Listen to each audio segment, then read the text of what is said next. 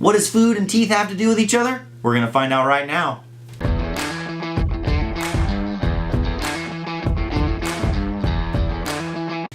Welcome to another episode of You Can't Handle the Tooth. This is Dr. J, the real floss boss, back at you. So today I wanted to cover a subject with you guys on foods that can be good for your smile or good for your teeth. Interestingly, most of the time when we talk about food, we think about foods that are good for our bodies. We don't necessarily think about things that are good for our teeth. And so I wanted to cover a few of those things with you today in the You Can't Handle the Tooth series. So the first ones that I wanted to cover, food has a very big impact on your teeth, the condition of your teeth, ultimately the condition of your smile, chewing ability, and what I would consider quality of life. Because if you can't enjoy the food that you eat, it makes things a little more difficult and unsatisfying. So let's start. We're just going to hit 7 or 8 things that I think are worthy of this discussion. And if you have any follow-up questions, don't hesitate to post them below. Also, remember, please share this video with your friends. And you will find all of these videos on our YouTube channel, and so maybe I'll put a link to that down in the feed below when we're all done, okay? So the first one I want to touch base on is candy, and the candy, right? I've done a whole nother video on this too on YouTube, but it is something that we eat all the time, so I couldn't leave it out of this video. Candy, like everything else, is good in moderation, okay? So I would say, chewy things. What are bad about chewy candies? Chewy candies, they get stuck in your teeth usually. They can pull out fillings or crowns or things like that. So keep that in mind. And so that's the thing with chewy things. The crunchy things, they can break stuff. They can break fillings. They can break natural teeth or chip things. The biggest thing to remember about candy, of course, is time, right? The longer the sugar is exposed to the teeth, the worse off your teeth are going to be. That's how the acids are produced and the decay process begins, is because of sugar being on your teeth for an amount of time. So eat your Snickers and then be done, brush and floss, and you're good to go, okay? All right, another thing it's real important to talk about are fruits. Because everyone's like, fruits, how can they be bad for you? Well, fruits generally are very, very good for you. Something you should remember about fruits is they're high in sugar, right? I mean, sugar is sugar as far as the teeth go. Like, they don't care if it's a complex carbohydrate or a processed sugar. They just don't care. It's just sugar. And so whether it's glucose, fructose, or lactose, which we're going to get to in just a minute, all sugars you need to be aware of that they can be harmful for your teeth if they're exposed to your teeth over time.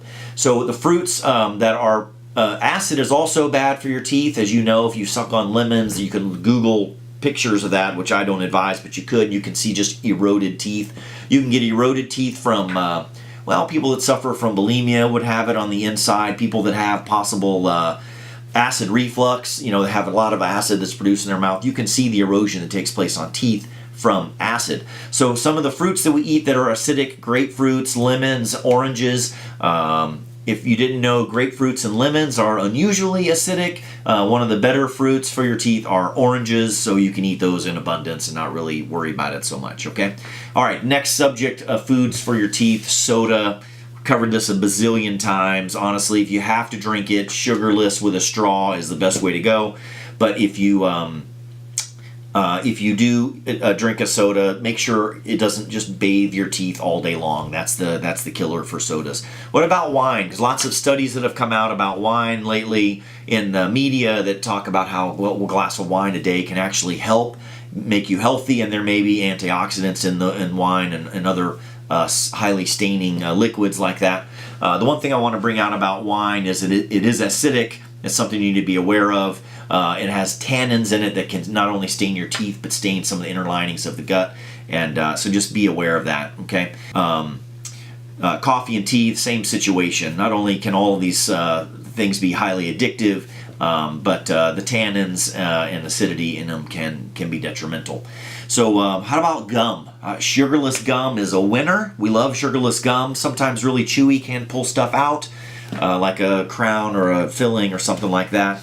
But it does increase saliva, and it can act sort of like floss. It can act a little bit like a dental floss. So the gum gets down in there and can help remove the smaller food or plaque debris, stuff like that, and help clean your teeth. So we really encourage sugarless gum. Water, this is like a no-brainer. There's been tons of I almost feel dumb mentioning it, but the more water you drink, the better. Just a good cleansing liquid for your body, and it's just like home, right? It's just born to be there, flush out toxins and things like that. What about dairy products? Again, I'm going to bring up lactose, because lactose is the sugar that's found in dairy products, and lactose will produce the same reactions in your mouth that will set off the response for decay growth on the teeth. So, however, it is dairy products do have calcium in them, which can help remineralize teeth. It's good for all kinds of things with regards to your cells and muscles and things like that. So, dairy is really good. Just be careful about lactose. What about high-fibered foods? High-fibered foods are good. They are usually a little... The best way I can describe why fiber might be good for your teeth is it acts like a car wash. When you chew up fiber, the stuff that has the fiber just sort of brushes those teeth, kind of rough with them, and gets plaque off the teeth, so it's really good for your teeth that way.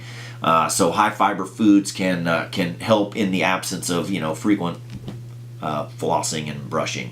The last thing I want to mention are strawberries. It's an interesting tip for you, which I maybe should do this on one of our Tooth Tip Tuesdays. Maybe I will. But strawberries, if you crush them up into a pulp and mix them with baking soda, it acts as a at-home whitening agent. It can help whiten your teeth a little bit, but they're really, really good for you too. So those are the foods that I wanted to mention. I try to be broad. I mean, I stay away from the obvious stuff like pizza, which I love, and anyways, trying to figure out things that you can think about, like if you want to be kind to your smile, the type of foods that you can eat that will help that will help your teeth be healthy. Okay, and this is Dr. J, the Floss Boss. Thanks so much for joining us here on this Facebook Live. I'm going to try to do these as often as I can. I have fun doing it. I get great feedback when I do it, so please keep the questions coming below. I had a question come in earlier this morning that I was going to use today, but I think I might do it on another You Can't Handle the Tooth video. So thanks for tuning in to You Can't Handle the Tooth. This is Dr. J, the Floss Boss, signing off. Out.